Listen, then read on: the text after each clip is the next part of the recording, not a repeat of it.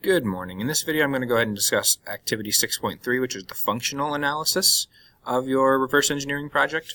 For a lot of people this is probably the most challenging. It's just a little bit, they're not sure quite what exactly they need to do for this one. So make sure you're watching this video. There's an example in this PowerPoint. I believe you can't open it on the Chromebooks, but I might be wrong on that. Give it a shot, see if you can. I know if you click this preview document, that will work.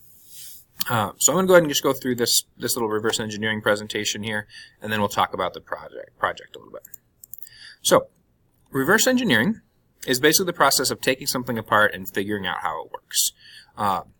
There's going to be a lot of reasons why you might reverse engineer something. It might just be that you don't know how it works and you need to know for some reason, maybe to document it, maybe to know how to fix it, things like that. You might just be curious about how it works. It might be an investigation. So if something's broken, you might need to figure out why it broke. Or you might want to make some improvements on it. And for us, this is actually the reason that we're going to be doing our product improvement, or our reverse engineering. We're going to improve this product when we're done with it. So the first reason was documentation. This one, your big deal is if there's no existing documentation. Maybe you have something that's really old, no one remembers how it works, no one knows who built it. You might need to take it apart, figure out how it works, just for the use of keeping it running a little bit longer. If you ever work in an industrial setting, this might be something you'd end up having to do. We could also just be reverse engineering to learn how the world works. And so even something like the Human Genome Project is in a sense a kind of reverse engineering. We want to know how our genome, how our DNA works, and so by taking it apart, figuring out what's going on, we can start to do that and learn a lot more about ourselves. Discovery. This is probably one of the biggest reasons that people do reverse engineering. Maybe we just have some academic or research purposes to take something apart and learn how it works. Maybe we're just curious about it. This is probably another big one, military or commercial intelligence. If you have access to a competitor's product, maybe we take it apart and see, are they really building something better than us? Can we learn something from them? Or are they stealing ideas from us and we need to take them to court? And then finally, this last one is probably a really good use too. Investigation. Maybe something's broken or something's failed and we need to figure out exactly why and be able to figure out how to design it better in the future. So these are actually pictures from a skywalk that collapsed. And they found that they used these bolts in the incorrect manner, and that's what caused the skywalk to collapse. So when we go to redesign a product, reverse engineering can be used to do all these things. Increase efficiency, reliability by maybe picking better materials or better manufacturing techniques. If we found a failure mode or something we think is likely to fail, we can eliminate that. We might look at something and say, you know what? We overbuilt that. We could actually go a little bit less and save some money. Or we could maybe use a different material and have a lesser impact on the environment or be safer. So, the tools that we're going to use here are, well, there's a lot of available tools. We're not going to use all of these. So we have access to things like micrometers. These are very, very precise instruments, more precise than we're going to need to be in our project, but in certain things you would use those. Dial calipers, that's what you have access to. You're going to use those quite a bit. Maybe we have optical probes. Again, we don't have access to that, but none of our products are going to be you're going to be able to take yours apart a little more, so you won't need those. An optical probe would be useful when you want to go and look inside something that you can't take apart. And we can also use things like medical imaging or visualization or virtualization to help us see things that we can't see physically. So, our stages of reverse engineering that we're going to talk about. Visual analysis, you should already have that completed. If you haven't, you need to stop this video right now, go back and finish that first. Functional analysis, that's what you're going to be doing today and tomorrow, hopefully. And then structural analysis, once you finish this activity, you can start on that. This is going to be the longest part of your project. It'll take a week or so, probably a little bit more, so leave yourself time. So, the functional analysis, the main purpose here is to identify the product's purpose. What is it? What does it do? Why was it made? And how does it work? And we're going to do that by looking at the system's inputs and outputs. When you do something to it, what does it do? And so here we have just a quick example of an electric toothbrush. So the purpose of the toothbrush is to clean your teeth and gums. And you use it by using water and a cleansing paste, otherwise known as toothpaste, in conjunction with the brush to clean your teeth. When we identify the function, we're going to use an isometric sketch or an annotated sketch, and you're going to be doing this too. go ahead and label all the components, hypothesize what they do. So maybe we have these bristles, maybe you think they're going to spin or move or do something like that. What do you think it does? How does it serve its purpose?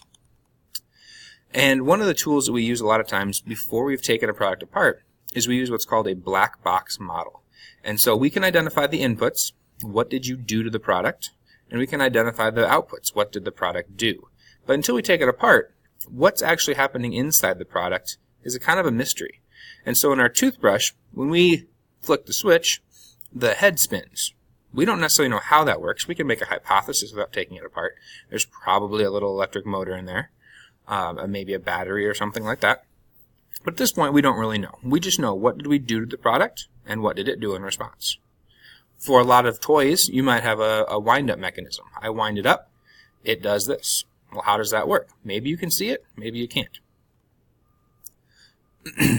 And so that's why we have that kind of hypothesis. How do you think it works? And so this is the one for the toothpaste. You have hand motion, toothpaste, water, and energy. In and out, you get some sound, heat, waste, and clean teeth. How exactly it works is kind of hidden by the product, but we'll make a hypothesis. So, at this point, I'm going to go ahead and minimize that and then open up this one. This is the activity you're going to be doing. You have two options here. You can print this off.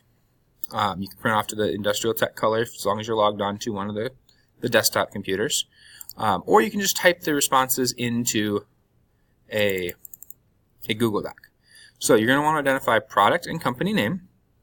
So again, most of you, that's going to be the Automoblocks company, and the product would be like the T9 truck. What is the primary purpose of this object? One thing I want you to keep in mind when answering that, these are not real trucks. They're not real cars. The purpose is not to transport people. It's a toy. What is the purpose of that toy? Step 2, sketch an isometric pictorial in your engineering notebook and label the individual components. You have to do this in your engineering notebook because you need a sketch. Take a picture of that and put it in the Google Doc if you're using a Google Doc. We're going to make an educated guess as to how the function operates. If you're using the cars, there's not a lot to them. But think about a few things.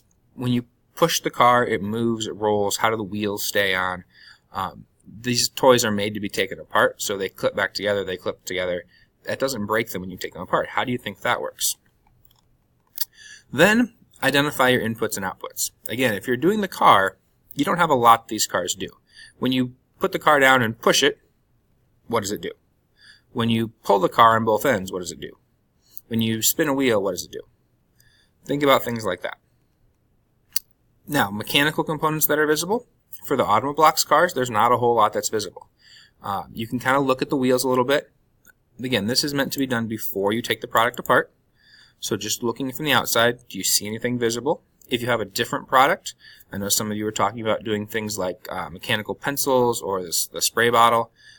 Can you see anything that shows you how it works before you've taken it apart? And then step 6 is the last thing you need to do. Which functions can you not identify? So if you are doing a mechanical pencil and you push the top of the pencil, why does the lead come out? You can't see that unless you have one of those clear pencils, but hypothesize. How do you think it works? And then you can go ahead and answer these two questions. Why do engineers perform reverse engineering projects? And what does that black box represent? So once you're done with that, you're going to submit that assignment here. So you have two options. You can either type up your responses in a Google Doc, or if you can write neatly enough, you can print out that handout and work from there. And you need to submit those items here to be graded. So this one's worth 15 points. Again, this should take you a couple of days. I have it set as due on February 20th, which is a Wednesday. I would say if you finish the last activity on the 15th, you could probably get this done in a couple of days, and that leaves you whatever time you have left. If you finish this on the 20th, that means you have 2 days and then a whole week to get the rest of this project done.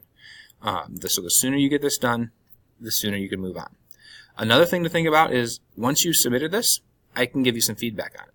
If you've submitted it the 18th, then I can give you feedback and you actually have a chance to fix any mistakes or anything you want to add to it to make your analysis more complete. If you wait until the end, down here, I don't have time to give you feedback before the project is due. So the earlier you can turn this in, the better. That's only going to help you. Once you're done with that and you've submitted it, go ahead and move on to the next activity, which is 6.4, the structural analysis.